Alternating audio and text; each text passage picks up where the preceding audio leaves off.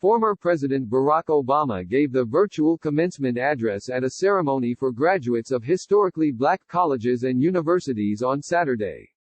The two-hour event, Show Me Your Walk H.B.C.U. edition, celebrated more than 27,000 students from 78 schools. You can see Mr. Obama's remarks, beginning 1 hour, 47 minutes into the video below. And here are Mr. Obama's remarks in full. Hi, everybody. Congratulations to HBCU class of 2020. Michelle and I are so proud of you.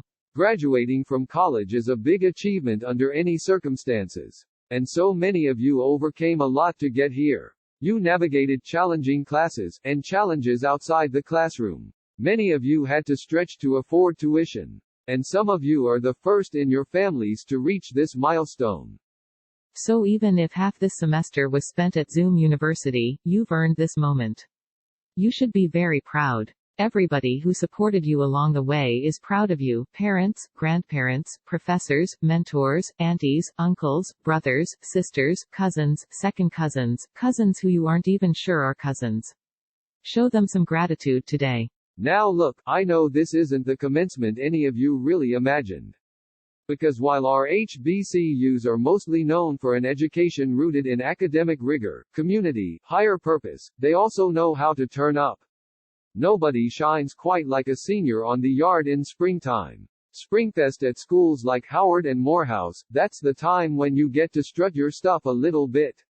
And I know that in normal times, rivals like Grambling and Southern, Jackson State and Tennessee State, might raise some eyebrows at sharing a graduation ceremony.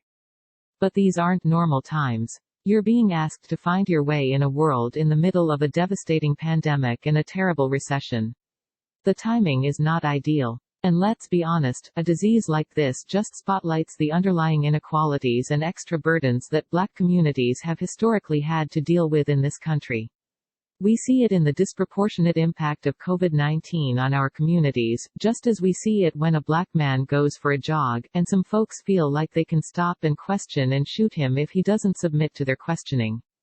Injustice like this isn't new. What is new is that so much of your generation has woken up to the fact that the status quo needs fixing, that the old ways of doing things don't work, and that it doesn't matter how much money you make if everyone around you is hungry and sick, that our society and democracy only works when we think not just about ourselves, but about each other.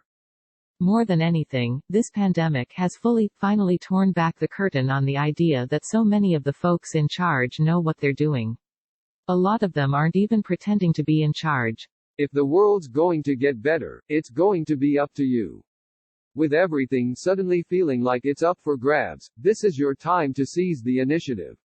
Nobody can tell you anymore that you should be waiting your turn. Nobody can tell you anymore, this is how it's always been done. More than ever, this is your moment, your generation's world to shape. In taking on this responsibility, I hope you are bold. I hope you have a vision that isn't clouded by cynicism or fear. As young African Americans, you've been exposed, earlier than some, to the world as it is. But as young HBCU grads, your education has also shown you the world as it ought to be. Many of you could have attended any school in this country. But you chose an HBCU. Specifically because it would help you sow seeds of change. You chose to follow in the fearless footsteps of people who shook the system to its core, civil rights icons like Thurgood Marshall and Dr. King, storytellers like Toni Morrison and Spike Lee. You chose to study medicine at McCary, and engineering at NCA&T, because you want to lead and serve. And I'm here to tell you, you made a great choice. Whether you realize it or not, you've got more roadmaps, more role models, more resources than the civil rights generation did. You've got more tools, technology, and talents than my generation did. No generation has been better positioned to be warriors for justice and remake the world. Now, I'm not going to tell you what to do with all that power that's in your hands. Many of you are already using it so well to create change. But let me offer 3 pieces of advice as you continue on your journey.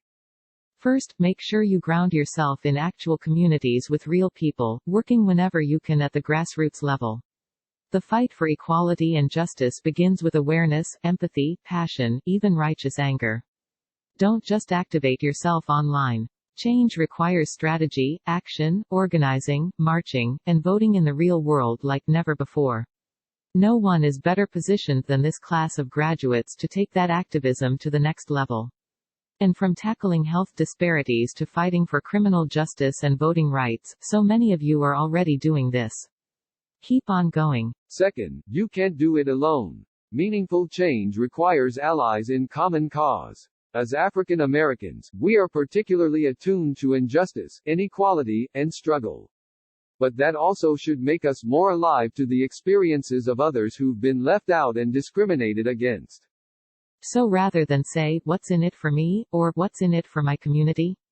and "To heck with everyone else," stand up for and join up with everyone who's struggling, whether immigrants, refugees, the rural poor, the LGBT community, low-income workers of every background, women who so often are subject to their own discrimination and burdens and not getting equal pay for equal work. Look out for folks whether they are white or black or Asian or Latino or Native American.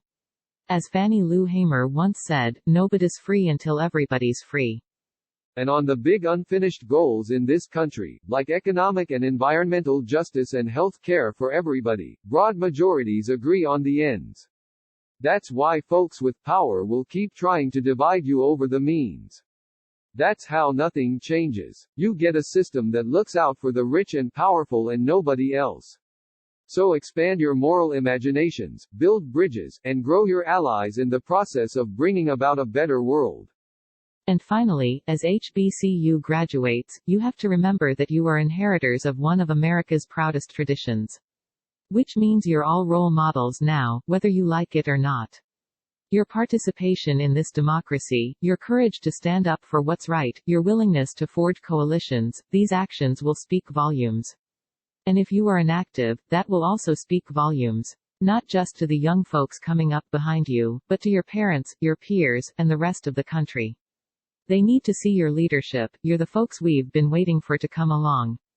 That's the power you hold. The power to shine brightly for justice, and for equality, and for joy. You've earned your degree, and it's up to you to use it.